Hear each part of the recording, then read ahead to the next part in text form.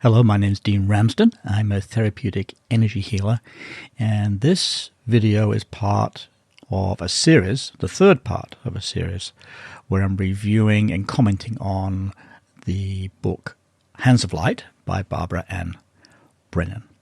And although this book was written in the middle of the 1980s, at a time when there was a very different approach to complementary medicine, supported traditional Western medicine, I still think it's worth going over the material, taking out what we putting to one side, what doesn't work, and keeping and building upon what really does work, what really was innovative, what really was and still is a vital approach to energy work using a therapeutic approach.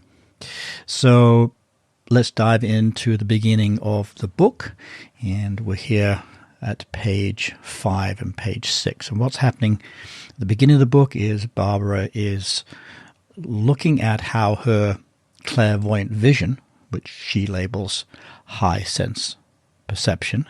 Barbara loved renaming things with a pseudo-scientific label. So high sense perception, clairvoyant vision, and also clairaudient experience, listening and hearing things.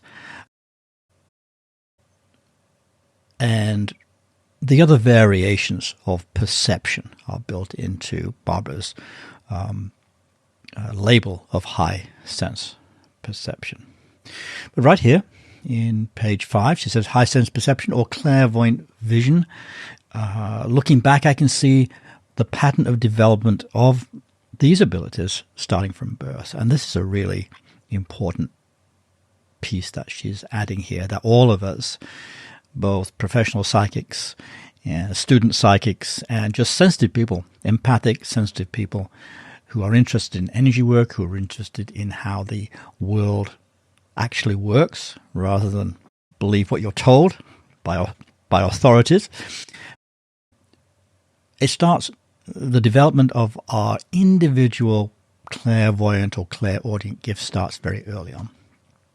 And I've worked with so many students who have had early experiences of seeing things, hearing things, knowing things that were discounted, shamed, ridiculed by people who should have known better but didn't, or just there was no space in an adult's perception for what a young child is seeing or hearing. And of course, there's always the very real concern of a mental illness, usually formed through trauma, emotional trauma in the child's past.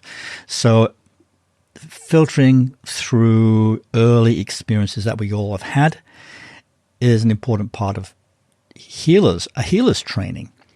Because unless we can separate out trauma and shock and misinterpretation from an actual perception, an actual practical perception, which in theory should be shared by other people. If you have a perception of something, other people should verify that perception in some way.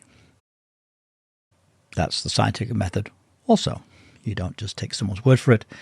You provide an experiment. You provide a practical laboratory outcome that people can test for themselves and verify your information. So in the psychic world, in the energy healing world, that is tricky because to develop clairvoyant vision, clairaudient vision, or as we're referring to it here, high sense perception, we need to go back to early experiences and filter through and make sense of those experiences. But also now as adults to run that experience by another person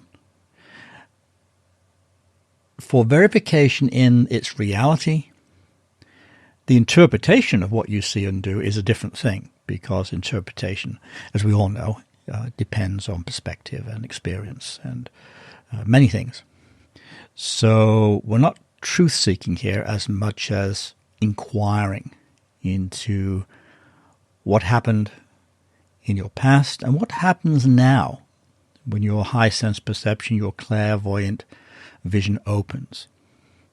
Now, in this book, Barbara is obviously speaking about her own process, but later in the book, she's going to offer ways that can help train or encourage others to open up in a similar way.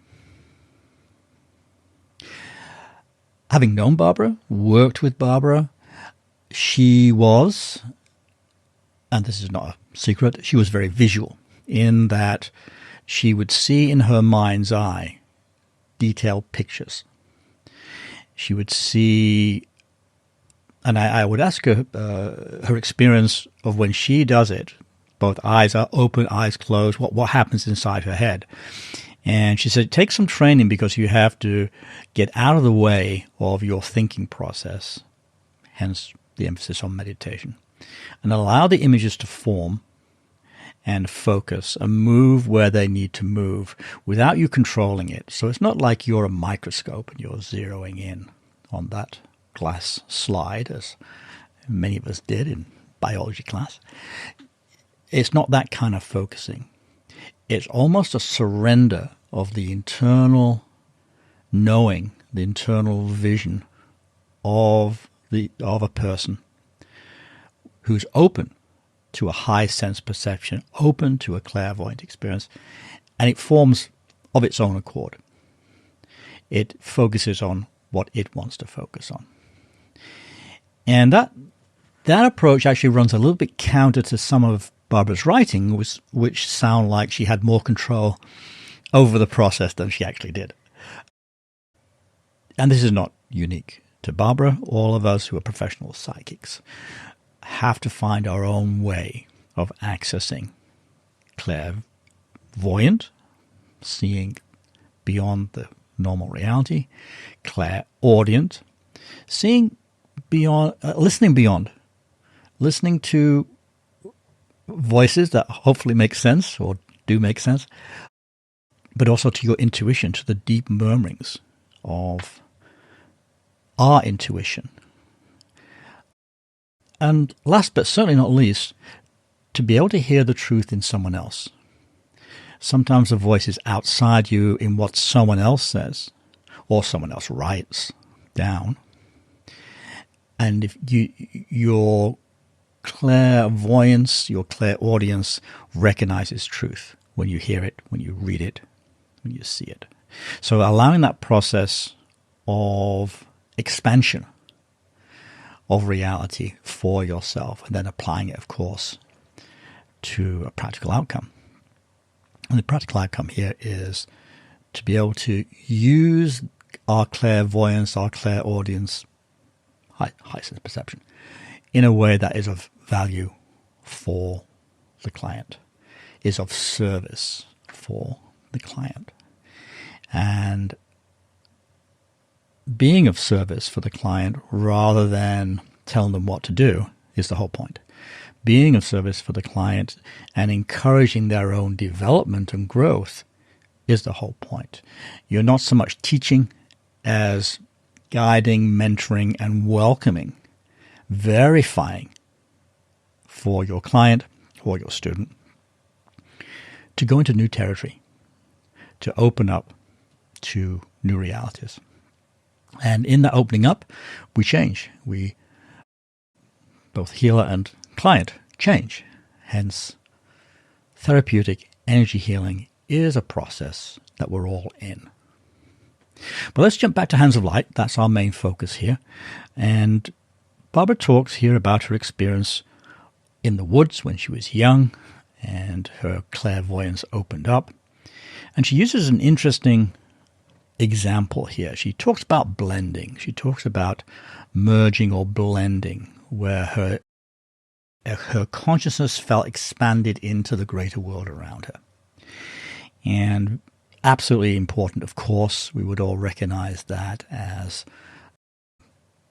a psychic experience that you either have through meditation, you have just naturally, that moment of waking up and smelling the coffee, or that sunrise moment, If you've done psychotropic drugs, any kind of drug that alters your consciousness, you've no doubt had an expansion of awareness, an expansion of sensation that gives you a new perspective. The trick with the psychotropic medication, of course, is that when you come back down, you have to make sense and make use of whatever insight the drug has given you. Here in Hands of Light, Barbara, as an example, after talking about blending, uses the model of a candle and a flame. And I find this very interesting, actually. And again, since I knew Barbara and this pseudo-scientific, especially physics, her and I shared a love of physics. My early life was in a laboratory as a materials science laboratory technician. So when you're in the world of physics, of matter that obeys rules, that has structure, it's a limitation that doesn't really exist in clairaudience and clairvoyance, because in the psychic, energetic world, dimensionality and meaning is often embedded or emanating. It's not structured. It's structured in that when you back off from it, you can see the pattern. That's helpful. Those things have a beginning, a middle, and an end. Acorn growing out of ground. Oak tree, there's a progression, a teleological flow, but the real meaning is in the life force of the acorn, the life force of the growing shoot, the life force of the oak tree. And that's what we as energy healers are listening for, looking for, what's going on at a deep structural and deep meaning level. So back to Hands of Light, Barbara writes, we normally identify ourselves as the body. So here she's talking about the candle, the flame, and the identification of ourselves as a physical being. Remember physics, physical body. Flame, that's heat coming out of the wick, held and fueled by the candle, physical. Barbara writes, when we enter a state of expanded consciousness, we perceive ourselves also as the light coming out of the flame. So now she's into that blending, merging place. You know, candle, I am the candle, I am the wick, I am the light that comes from it. But we're still in a structured place. We're still in that linear reality. Barbara writes, where does the light in the room begin and the light from the candle end? My experience, Barbara writes, resulted from an expanded consciousness that there is no boundary. Now here is a fundamental piece for Barbara's work, that she always would default to expanding the boundary as a way of expanding the whole consciousness. And if you stay with me through these videos to when we talk about more, let's say, more intermediate to advanced techniques, then that expansion is going to be in there, in Barbara's work, that it's a go-to place for her to expand, as she's writing about here. The body is the candle. The light from the flame expands out. You are that flame. The client is that flame, that light. And you keep expanding it out to open your consciousness. The more I expand my consciousness, Barbara writes, the more my HSP expands. So she's tying in her clairvoyant vision with an expansion of consciousness, with pushing boundaries back, with blending or uniting with as far as you can see, as far as you can feel. At first, I was only able to only able to see the coarser energy fields around things, Barbara writes. I reached about an inch or so beyond the skin. At each time I thought I found the boundary, I would at a later date perceive beyond that line. So again, here's her verifying this boundary expansion that was a part of her developing her personal clairvoyant vision expansion. Not being restricted by a line, not being restricted by a structure, but going beyond it. And it's certainly a valid way to work. No one would argue with that. Many people would agree with that. The challenge is that it tends to default into a structured way of looking at reality, as opposed to a more vibrational, essential, dimensional compaction of seeing the universe, of unpacking the dimensionality of something or someone, rather than changing your perspective into a boundaryless perspective. I think both are needed. This is certainly not a criticism of Barbara by any means. This is you and I looking at Hands of Light as a tool to explore what worked for her, but also what works for you, what works for your students, for your clients. And try different ways of getting a result. And this is definitely one, obviously, worth trying. Barbara built a lot of her healing techniques around this expansion idea. So, Barbara writes, each time I thought I'd found the boundary, I would perceive beyond that line. I would have concluded that it would be easy to say that there are only layers. The layer of the flame, then the flame's light, and then the light of the room. Each line, she writes, is harder to distinguish. The perception of each outer layer requires more expanded state of consciousness and a more finely tuned high sense perception. And finally, she adds, as your state of consciousness expands, the light you previously saw as dim brightens and becomes more sharply defined. So there's a lot to break down there, far more than we have time here in this episode, but it'll come back again and again.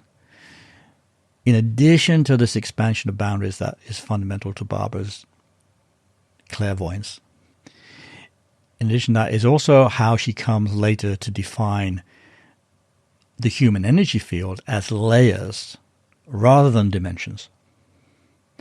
So a layer is an expansion of consciousness, according to Barbara, where you see beyond the existing form to something past it, which you can now see because you've done developmental work to be able to see it. So, layers rather than dimensionality. Looking beyond rather than expanding or burrowing within and releasing dimensional realities within that perception. So at the beginning of this series, I talked about left-hand path versus right-hand path. This is a Madame Blavatsky idea, but also it's fundamental to traditional magic, that you have an ascension, a structural building, a structure that helps you find your way to an end point, more advanced, more complete, more pure perhaps, I don't know, but right-hand path structure. And you have a left-hand path where meaning is released through experience, relationship, and through letting it flow to you and through you and around you and being revealed for what it is through relationship. Can we have both? Of course we can. And I think it's a good balance between right-hand and left-hand path. the moment you polarize in one particular way of doing things, certain challenges and restrictions come in that are not there if you can bring in this other piece, in this case, structure and layers versus dimensionality, meaning, and creative flow. Because within that dimensionality is creative flow. In structure, there's just beginning, middle, and end. There's light starting, getting to the middle, and eventually falling off. There's contrast between light and dark. So all these things are part of developing a high sense perception for you, for me, that works for us with our personality, and also can be verified, can be seen in some way by others. And this, as we get to in later parts of Hands of Light and Light Emerging, we see is the importance of a relational approach to energy healing. But right now we're still here. Layers. What is high sense perception for Barbara Brennan? What is clairaudience? We haven't really got to that, but it's built in there also as layers, as expanding out, as increasing the sensitivity of your vision.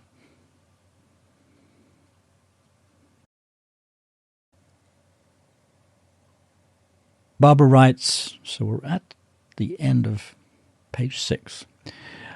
As I slowly developed high sense perception over the years, I compiled my observations. Most of these observations took place during my 15 years as a counselor. So this is really important, what she's telling us, that while she was working with people as a counselor, as a helper, as a body-centered psychotherapist, she was accumulating a level of high sense perception that would then come to play, would flower in her healing practice once she became more of a healer than a psychotherapist or a writer. That the elements of her perception grew slowly over time. And that's really important for all of us, because if we go to a training school to learn how to be a psychic or energy healer, to develop yourself spiritually, personally, then it's easy to try to take someone else's structure and mold yourself to that structure. But what Barbara is implying here, and certainly my experience over the last multiple years, multiple decades, perception comes to you. It's revealed. It's more about listening than going searching for something. It's more about seeing what's right there in front of you than using the critical mind, although we do need a critical mind that needs to balance out the perception, the vision.